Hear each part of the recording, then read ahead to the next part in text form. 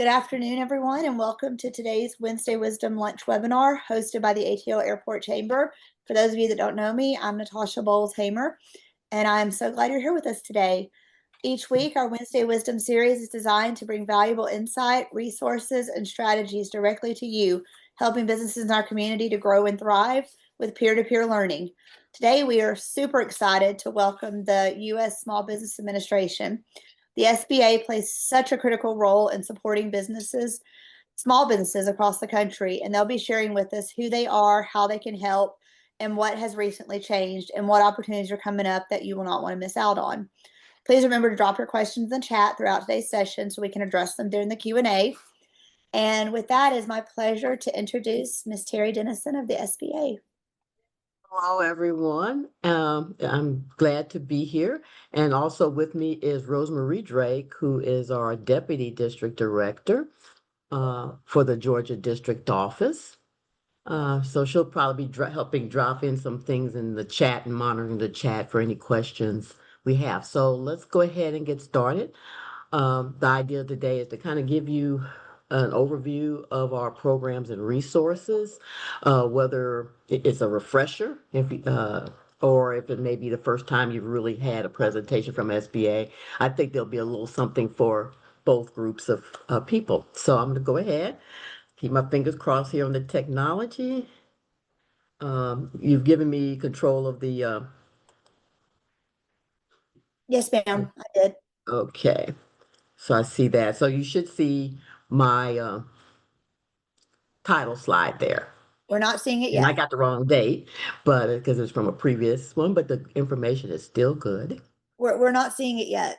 You're not seeing it yet? Okay, let me see what's going on. Okay, I gotta figure out how to get the, oh, I think I know.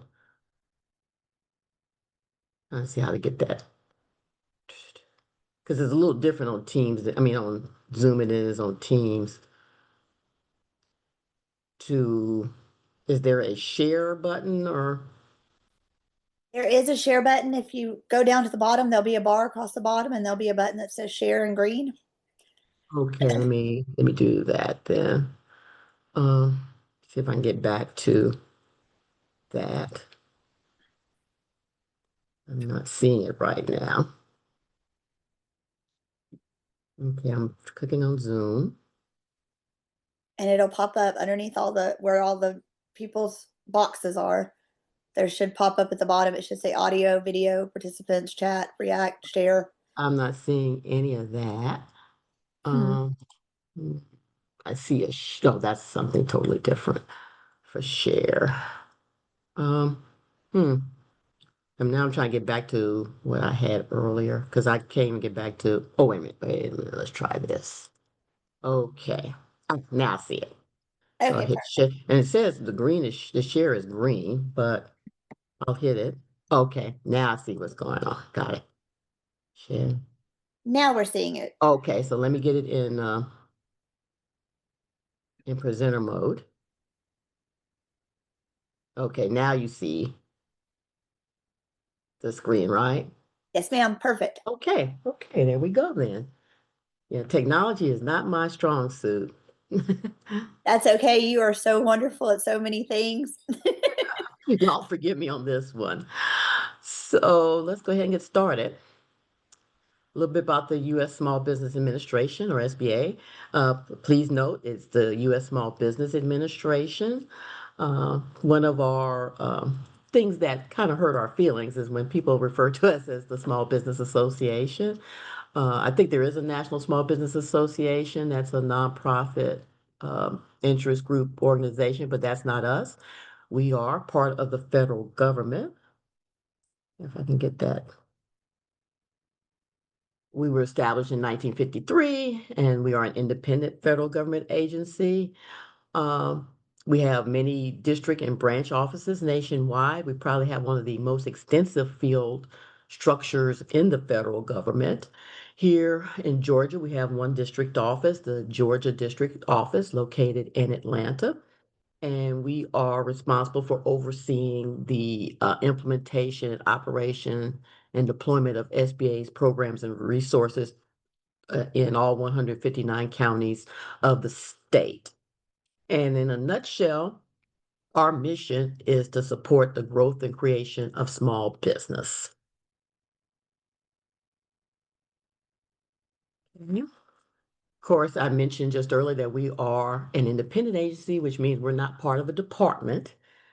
So Kelly Loeffler, former U.S. Senator, is our current SBA administrator, and she reports directly to the White House because, once again, we are an independent agency and not part of a department. At the Georgia level, Tyler Teresa is the Southeast Regional Administrator, who is the political appointee that oversees the 8 states and 9 district offices in the Southeast region, including the Georgia District Office. And of course, there's myself as the District Director and Rosemary Drake as our Deputy District Director.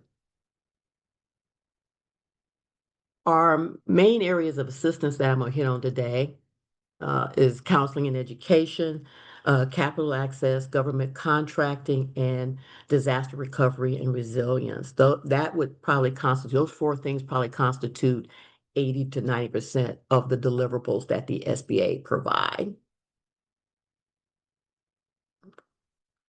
I always like to start with counseling and education because everybody, of course, is interested in either the capital access or the contracting, the opportunities. And I think that we underestimate the fact that with one-on-one counseling, with business education and other type of technical support, you're really placing yourself in the best position to be able to leverage those other 2 things, and that having that technical know-how and strategy creation can help you be able to better access those other two elements. So we have a lot of resource partners that we deliver the bulk of our counseling, one-on-one counseling, and uh, training for either pre-business, startup businesses, or even existing businesses that are looking to go to the next level. And a lot of times people think that they are a part of SBA, as in they are staffed with SBA personnel. And in reality, our resource partners are third-party entities that we have some type of contractual or funding relationship with. We partly fund them to deliver these services on behalf of the Small Business Administration. SCORE is our longest term resource partnership. They're made up of volunteer business owners, either current or retired. You don't have to be retired to be a member of SCORE. They provide free one-on-one counseling and workshops, and sometimes for free, sometimes at low cost. But once again, available to those who are maybe just in the ideation stage or in the actual process of starting a business, or maybe have been in business for a while and are trying to either expand or deal with a challenge that has arisen. We have the Small Business Development Center program here in Georgia. We partner with the University of Georgia to deliver this program. Once again, they provide counseling and training. The consultation is free. Training is usually to cover the cost of the training. There are 18 SBDCs around the state. I believe we have 6 here in Metro Atlanta. One thing I always like to mention about the SBDCs is that because they are based at a university or other institution of higher learning, they have access to research and data that would be important to small business to have that maybe those small businesses or prospective small businesses wouldn't have generally the access to or would have to pay a lot to access it. So I always think that's one of the advantages of the SBDC, and that's their website if you would like to follow up with them. We also support women's business centers. Those came along, that program came along in the 90s because women were the fastest growing segment of the small business population. And yet, a lot of times, those prospective or even existing women owned businesses weren't getting the support that they needed. So that's how WBCs or Women Business Centers came about. Here we have two. We have Access to Capital for Entrepreneurs, or ACE, that supports one in Norcross, Georgia. And then we have Greater Wealth Works located in Kennesaw. Um, Through virtual, means, they can actually provide assistance even beyond the metro Atlanta area. And once again, counseling is free and training may be free or at low cost. And then finally, we have the Veteran Business Outreach Center here at the Georgia Vector Center. And they, once again, provide free counseling training. Their focus is on veterans, not only veterans, but also the spouses of veterans or others in the military community, such as reservists um, there or National Guard. And they do provide, even though they're in Warner Robins, they do provide coverage throughout the state of Georgia. Then we have the SBA Digital Learning Platform, which is at sba.gov. If you haven't had a chance to explore this, typically do take some time to go through it and look at what's there. We have the Learning, My SBA Learning, which is our learning platform. There several courses on a variety of topics related to starting and growing your business. We have our business guide there. That's kind of a roadmap for starting and managing and growing your business. And then, as you probably have heard, one of the big pushes of the administration currently is the idea of bringing manufacturing back onshore stateside. And so there are some resources there to support that effort. The Make Onshoring Great Again hub, and they just added to that hub a handbook to kind of help those who are in manufacturing or maybe provide inputs to manufacturing in terms of supplies. Um, so might want to check that out. And then some of the other priorities of the administration you can see there under priorities. Okay, now capital access. Yeah, everybody's interested in the money. In terms of SBA's regular business programs, we just got to deal with it off the bat. We don't have grants to fund startup or expansion of businesses. Generally, if you do hear about a grant from SBA, it's usually to provide services on our behalf, such as with the resource partners I just mentioned, or other opportunities that come up from time to time. But they're to provide is to third parties to provide services on our part, not directly to small businesses to fund the operations of that small business. And we don't have direct loans for general business purposes. We'll talk a little bit later about disaster assistance, and that's the only direct loans that are available now through the Small Business Administration. So the bulk of what we do to support capital access is to provide commercial loan guarantees to loans that commercial lenders are making. And also we have the microloan program where we provide funds to an intermediary who then relend that money um, there. So a lot of times when we talk about guarantees, people want to know, well, how does that help me access capital? Money directly I can see, but I don't see how a guarantee to the lender helps. Well, it does several things.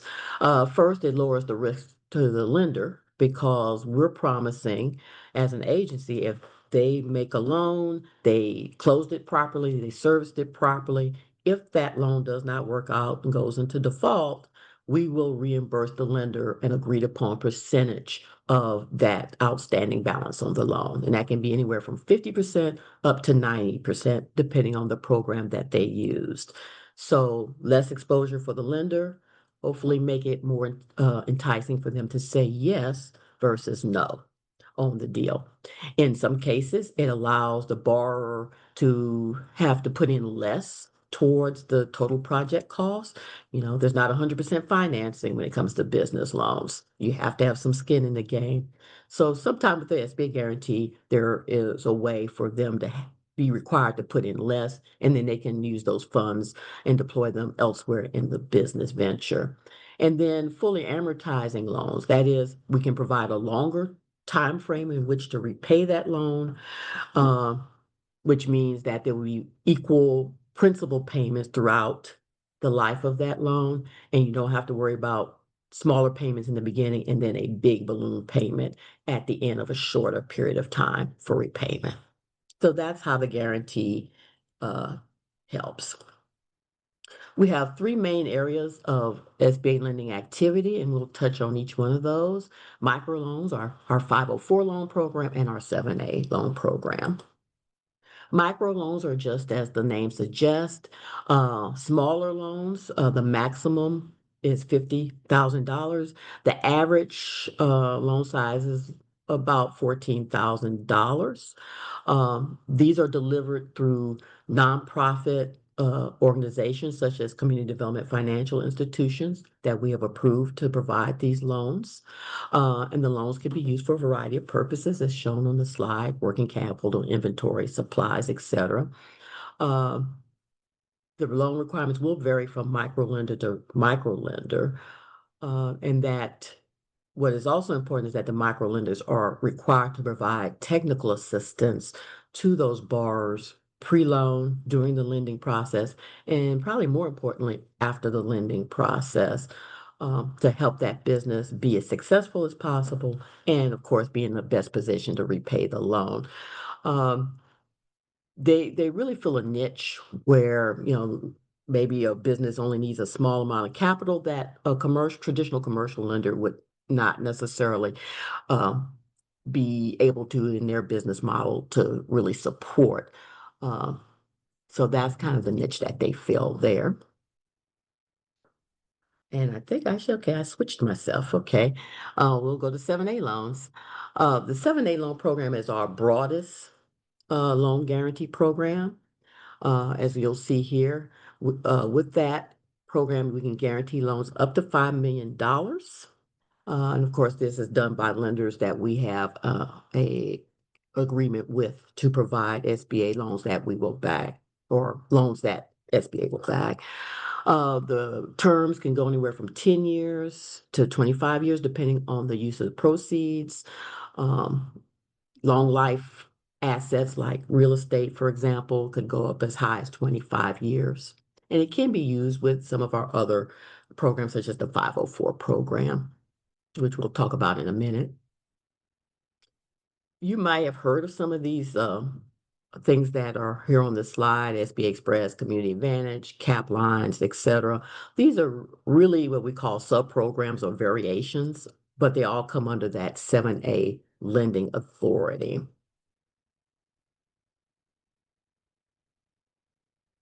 One thing I will point out too, on the export working capital loan and international trade program, uh, the guarantee on those can be up to 90%, which is really attractive to lenders because then they're only on the hook for 10%, as opposed to some of the other programs where they may be on the hook for 20 or 25% there. The 504 loan program, and in case you're wondering where in the world we get these names from, 7A and 504 are simply the sections of the Small Business Act that created them. And somehow we made that the name of those programs. The 504 loan program focuses on fixed assets, real estate, buildings, and heavy equipment. 7A has a variety of purposes.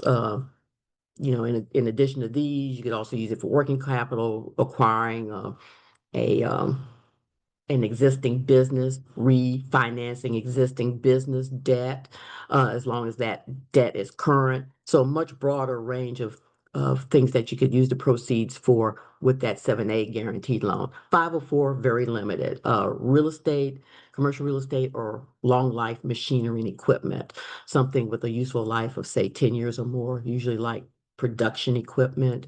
You can't use it to finance your office equipment. Here, the loan can be up to 5 million. If it's a manufacturer, a 504 loan can actually go up to 5.5 million. And it's delivered by an entity that we call certified development companies that have been approved by SBA. They're usually organizations that have a more of a community development focused or more mission lending focused. And as it says here, the rate on these SBA 504 loans is fixed for the life of the loan, which is always a plus. And it can be used with other things such as the 7A. An example with that would be, say you needed to acquire a commercial building, real estate, but you also had working capital and maybe some assets that aren't particularly long life.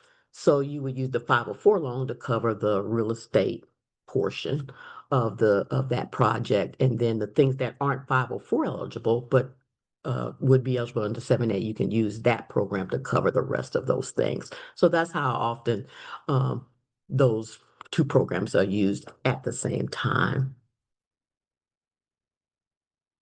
And this is basically how the deals are structured.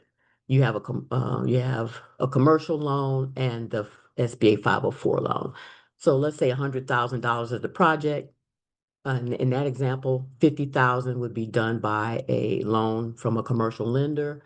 Uh, it could be variable or fixed rate. A lot of times it is variable rate.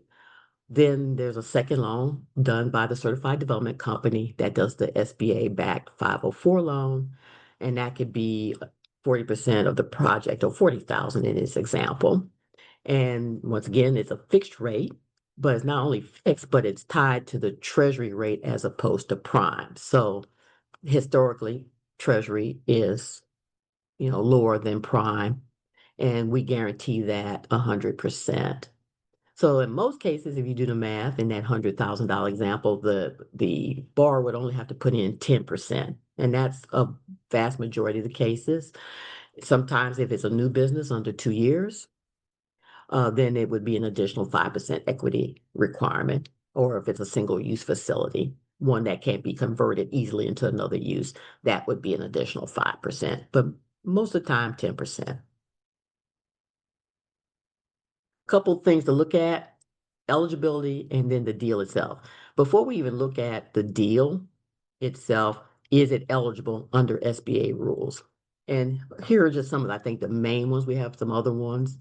But for example, the definitely big one is it has to be a for-profit entity. The regular SBA loan programs cannot cover the needs of a nonprofit organization. They cannot be the borrower. Of course, they got to meet that business has to meet the SBA size standards and qualifies as small under those standards. It can't be speculative in nature. And the example I like to give is, if there's some land you'd like to buy because you heard GDOT's going to be putting an exit off the interstate there in a couple years, and you want to buy the land and hold it until such time. Smart business move, but the SBA rules do not allow you to do that. Uh, and it has to be owner occupied real estate.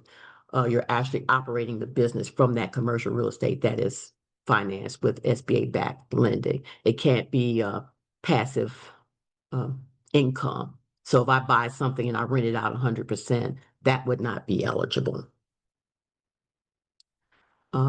And then refinancing, that would be good. Just got to make sure that the prior debt is current. It can't be more than 29 days past due.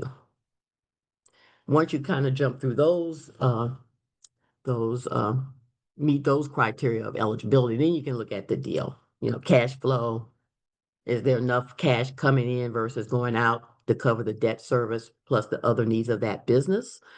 And have a little cushion in case something comes up. The owner contribution, the equity piece, what are you bringing to the table? The management and technical expertise of those owners in the industry, the owner's credit history, that's going to be considered for quite some time.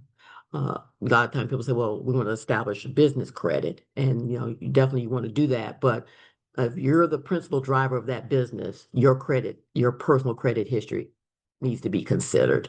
And then pledging any available collateral related to the project. Tool that we have for this to kind of facilitate the lending process is Lender Match. It's been around for a few years, and it's the idea of connecting prospective borrowers with SBA approved lenders that participate in Lender Match. Basically, you fill out a profile, how much you need, what the use of proceeds are going to be, generally kind of what category your business credit uh, situation falls in, maybe a few other questions. And then the system kind of looks at lenders that say, this is the type of borrower, this is the typical borrower profile that we're looking for. If it looks like it's a match, the system will alert the lender of that, and they can follow up with the borrower. So that is a tool that's available. I don't know if we have any construction companies, but if there's none with us today, be sure to pass this on to those that are in the construction business. We also guarantee surety bonds.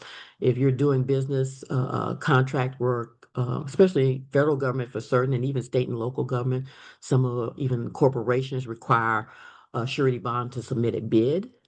And if you're successful in winning that bid, then you're going to have to put up a performance and or payment bond uh, as part of executing that contract. So we will guarantee surety bonds up to $9 million on contracts. And if it's a federal contract, it can go as high as 14 million. And this slide just kind of shows that with the SBA guarantee, you can as much as double your bonding capacity versus if you were trying to obtain a contract surety bond conventionally. Government contracting. Okay. This is another big area people have interest in, and we do, for us, some things in that arena. The federal government has goals for spending with small business. Overall, small business goal of 23% of dollar spend annually should go to small business. And then beyond just the general small business category, there's these other categories of small business, small disadvantaged business, which includes those in our businesses participating in the 8A program that we have, historically utilized business zones, hub zone, women-owned small business, and service-disabled veteran-owned small business. And these are the goals that exist.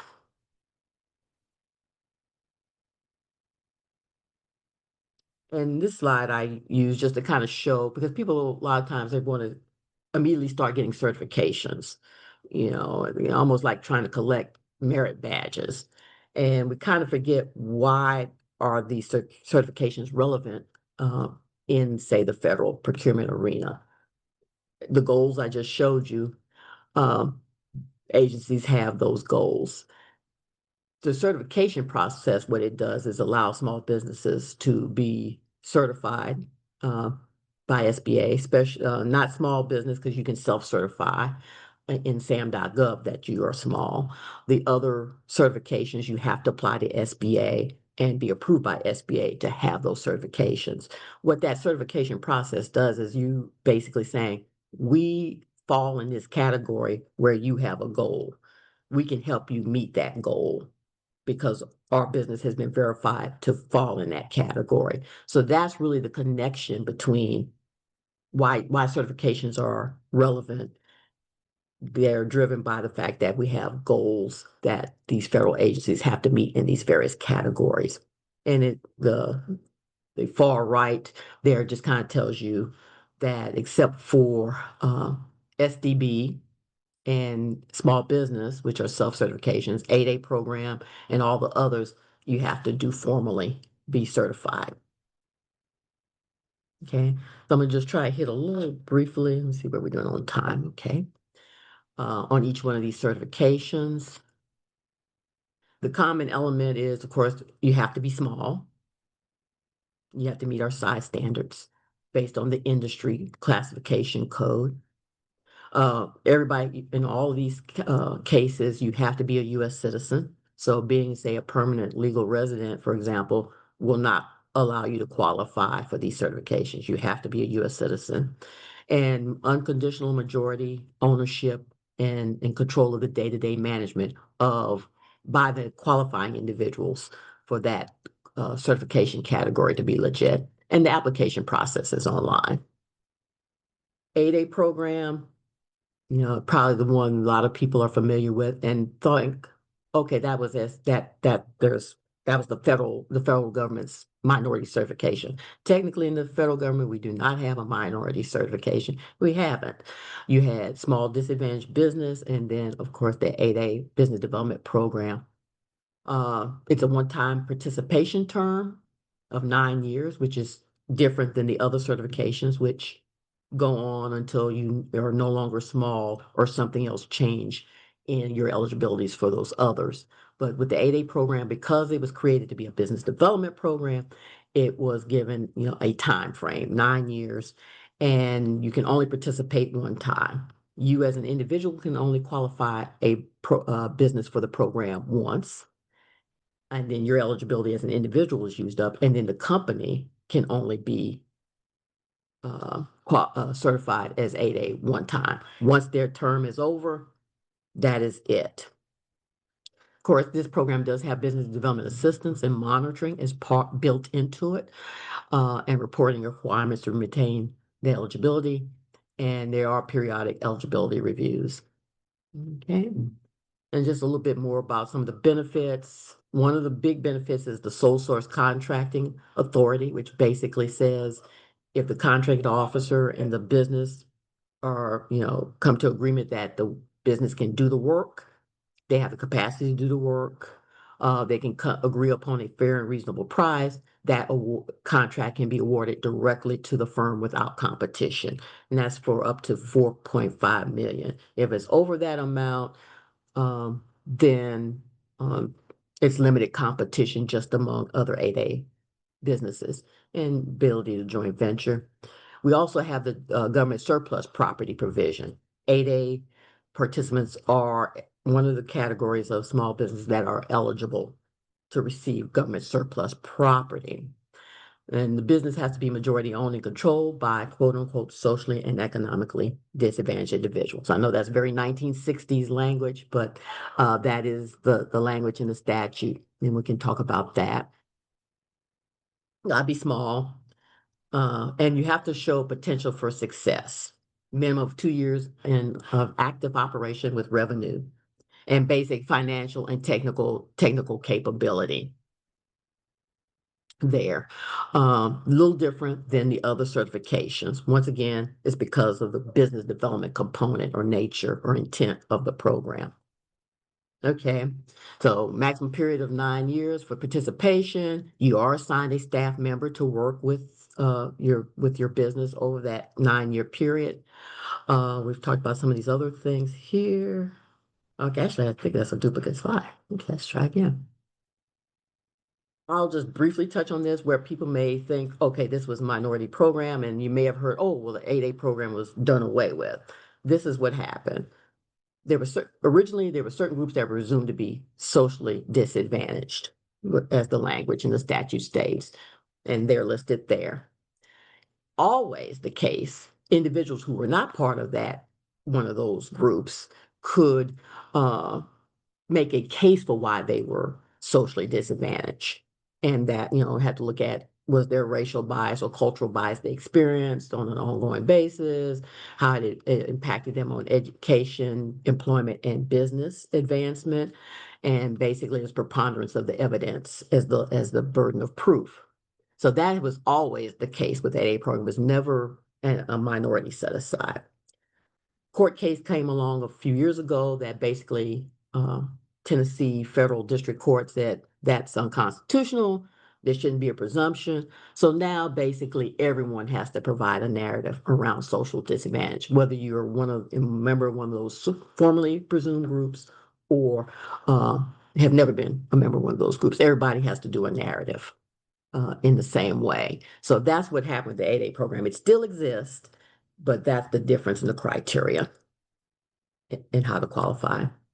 And this is just in terms of the economic disadvantage component, this is what they look at: adjusted net worth, personal adjusted gross income, and total personal assets there. Now, people might think, well, doesn't sound very disadvantaged, but it's a comparative term. It's compared to those who don't have those issues that have held them back, around social disadvantage. Okay, but when you're trying to start a business, that's different than say someone who's just got these resources and living, a life of leisure. So that's one way to look at that. Historical underutilized business zone, a hub zone, really based on where the business is located. Basically, hub zones are economically distressed areas. The business is headquartered in such a hub zone, and at least 35% of their employees are living in a hub zone. Doesn't have to be the same one the business is in, but they reside in a hub zone. The benefits of the program, similar, that there's sole source authority with hub zones, and there are set-asides where there's only competition among other hub zone businesses. What's a little different about hub zones is that you can do full and open competition. So you're competing with large business, other just general small business, what have you. You can actually get a price evaluation preference. Basically, what happens there is they add, let's say, 10% to all the non uh, hub zone businesses. Say you've kind of made the final cut and there's three of you. They'll add 10% to the price of the other two non-hub zone businesses. And if you come out as the low bid or cheapest price, at the end of that adjustment, you would win the contract. So that's unique to the hub zone program. And in case you're wondering, how do I know if I'm in a hub zone or people are in a hub zone? We do have something on our website uh, under government contracting where you can put in an address and it'll tell you if that's a hub zone or not.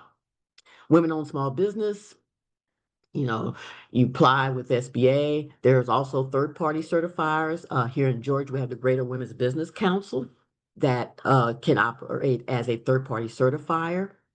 Third-party certifiers, they do charge for the application process, whereas applying directly with SBA, there's no cost.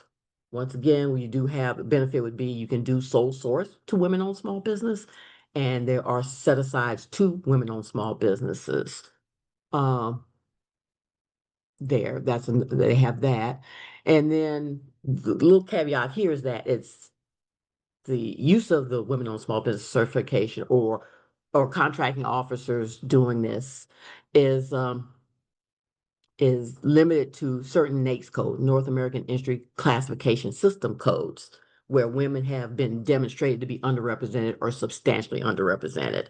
So you have to look at, and on our website, the NAICS codes where women have been, where this is the case, and therefore contract opportunities can be reserved to women-owned small businesses if that contracting opportunity is classified in one of those NAICS codes or industry classifications. Got to be at least majority owned and controlled by U.S. citizens that are women. They got to manage the day-to-day operations. And then you might have heard of economically disadvantaged women-owned small business, which the economic disadvantage criteria is the same as to what I showed you with the 8A program. And the significance of that is that they are eligible EDWSB, which most businesses would fall under that category. So you should always apply for, unless you really are over those thresholds I showed earlier, you should always apply for EDWSB. It allows you to have a broader range or access to more of the industry classifications if you're EDWSB than if you're women-owned small business. So that's where that distinction comes into play. And in veteran-owned small business, we took that on about through 2.5 years ago from Department of Veteran Affairs. So we now handle all of the small business certifications in the federal government, and basically you allowed to do sole sourcing to service disabled veteran-owned small business, and set aside contracts as well. There are also a veteran-owned small business and service disabled veteran-owned small businesses, another category of small businesses that are eligible for federal surplus property and receiving that. Before last fall, we had four different systems for each one of these categories of certification. Now we have one platform, My SBA Certifications, and that's the address there where you can apply for as many of these as you're eligible for at one time, rather than having multiple platforms you have to submit applications to. We have the Mentor Protege program, which allows less experienced small businesses to partner with either more experienced small businesses or large businesses to develop their companies, to go to perform on contracts jointly. The mentor can provide other types of assistance, such as financial assistance, general business assistance, um, being able to joint venture. That's important because, for example, if your mentor is large, you're small, some type of small business, there's a small business related procurement opportunity. Normally, you wouldn't be able to have a large business, a small business joint venture to go after something that is for a category of small business because it's other than small. With the approved mentor protege agreement, then they can form a joint venture and pursue work, say, that's set aside for 8A or Hub Zone or women-owned small business. So that's one of the big pluses for the mentors and incentive for them to do this. And so there's the criteria there for protege. Um, the one thing I got to point out is that we will not match people. People will say, well, do you have like a bank of mentors? We do not do the actual matching. So uh, my suggestion there is that basically, you'd have to kind of form those relationships, do a little research, some networking, and kind of see where there may be a fit or possible fit with a prospective mentor company. As you see there, we have to look at approve the development agreement. And what we're always going to look for is this going to truly benefit ultimately the protege and help that protege to develop? That is not just a pass through for businesses that wouldn't otherwise be eligible to receive some benefits that should be reserved for small business. And those are the time frames there in terms of how long those relationships can be. Okay. We do have this resource, Empower to Grow. Uh, and you can see the eligibility there. Basically, it's for small businesses located in high unemployment or low income areas. There is a business either owned by low income individuals or companies that are certified as 8A program participant, hub zone businesses, or as economically disadvantaged women owned small business. And they do provide one-on-one counseling. They do online training. They also provide resources that can help you with market capture, market research to come up with strategies around which agencies, federal agencies you should focus on that would more likely buy what you're selling, and you could have a bigger chance for success there. And those are the areas of assistance that are listed there, among others. Okay, and these are just some key websites that you might want to look at if you're interested in doing business with the federal government. Some resources there that can be of assistance. Give me just a second there. Disaster assistance, recovery and resilience. You probably have heard of our involvement there. A lot of times we're involved with FEMA. Sometimes it's just us, but I always think it's very important to share this slide. The impact of disasters on businesses. The idea that almost 50% don't reopen after a major disaster. and another 25% still might not make it past a year after that disaster. So the emphasis here is preparation. How do you prepare to mitigate disruption as much as possible when there is a disaster? And we have some tools there that can help with that. These are the only loans that we do directly when there is a declared disaster. That can be a presidential declaration, one by the SBA administrator, or in rural areas, the Secretary of USDA. There's direct loans to small businesses where there's physical damage. Um, there's also the economic injury loans. You may have heard about those during the pandemic, the economic injury disaster loans. Maybe you weren't physically damaged, but because of the disruption, there's an injury economically to the operations of your business. We also, and this is a lot of people don't know, personal real estate and property. So if you're a homeowner, there's eligibility for disaster assistance loans. Uh, and also, if you're a renter, as a renter, to cover your possessions in the rented space or the rented apartment. And then active duty military, which I don't know of any cases offhand where this has been used, but if you're deployed overseas and you're the owner or the principal employee of a company and they're impacted by your deployment, you can actually get an SBA disaster loan to kind of help tie things over until that person comes back from active duty.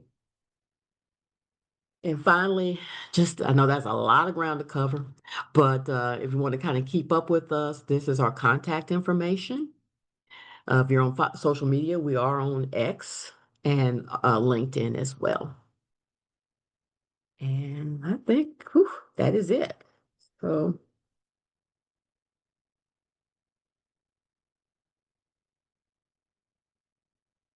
do we have any questions?